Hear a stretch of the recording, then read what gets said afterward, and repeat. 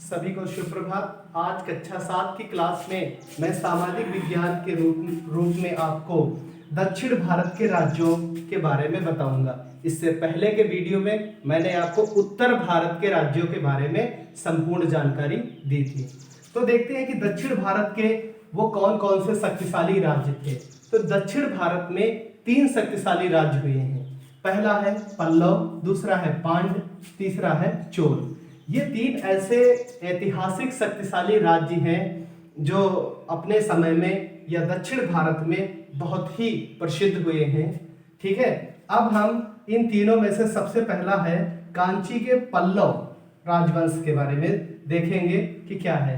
तो जो आधुनिक भारत में या इस समय जिसे हम आंध्र प्रदेश कहते हैं, कर्नाटक कहते हैं और तमिलनाडु कहते हैं, यहाँ तक शासन था किसका? पल्लवों का। पल्लव की शासन व्यवस्था या सीमाएं कहाँ तक थी? आधुनिक भारत में इस समय जिसे हम आंध्र प्रदेश, कर्नाटक और जो हमारा तमिलनाडु है, यहाँ तक इनकी सीमाएं थी, इनकी शासन व्यवस्था स्थापित थी। अब हम देखते हैं कि पल्लव वंश की स्थापना किसने की। तो पल्लव वंश की स्थापना सिंह विष्णु ने की।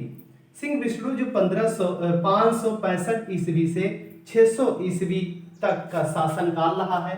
इस शासन काल में इन्होंने जो पल्लव वंश होता है उसको बहुत ही शक्तिशाली बनाते हैं और यहाँ तक कि सैन्य व्यवस्था में इन्होंने श्रीलंका तक अपनी सैन्य व्यवस्था को स्थापित करते हैं।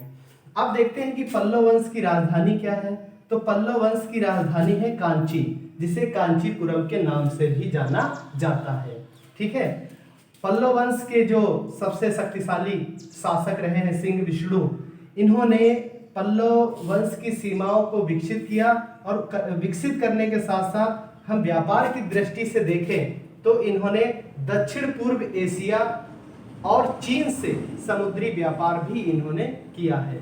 उस समय प्राचीन समय में 565 ईस्वी के आसपास इनका जो है समुद्री व्यापार था। किस देश से? चीन से था। तो कौन से राजा है? सिंह विष्णु है। किस वंश के हैं? पल्लव वंश के हैं। राजधानी क्या थी? कांची थी। ये ध्यान रखेंगे।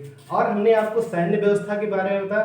तो जो वर्तमान में श्रीलंका है, श्रीलंका तक इनकी जो सैन्य व्यवस्था या सैन्य शिविर हुआ करते थे। और इसी पल्लव वंश में 2 और महान शासक हुए हैं, महेंद्र वर्मन और नरसिंह वर्मन।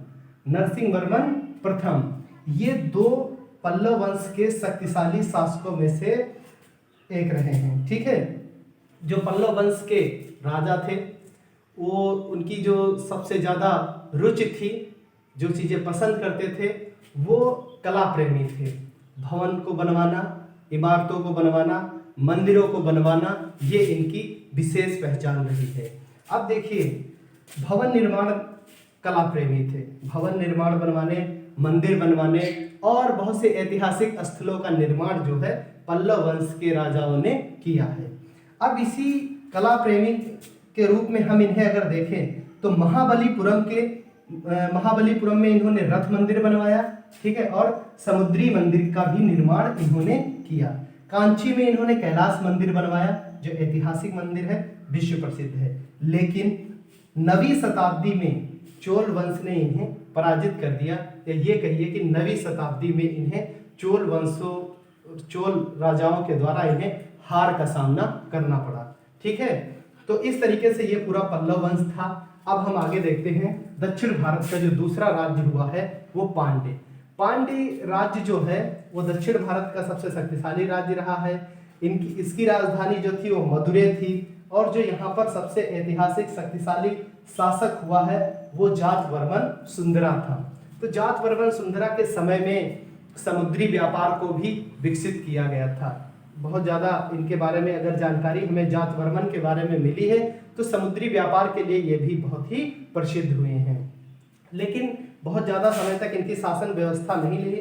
मलिक गफूर ने 1330 ईस्वी में जो पांड्य राजवंश था इसको दिल्ली सल्तनत में मिला लिया। ये कहिए कि मलिक गफूर के द्वारा जातवर्मन पराजित होते हैं और पांड्य राज दिल्ली सल्तनत में मिलता है। तो इस तरीके से ये दक्षिण भारत के 2 राज्य हैं। अभी एक और राज्य है चोल राजवंश, जो हम आपको अगले वीडियो में चोल राजवंश के बारे में बताएंगे। ये अपनी कॉपी पे नोट करते रहिए। काफ़ी सुंदर और व्यवस्थित तरीके से बनाते रहिए।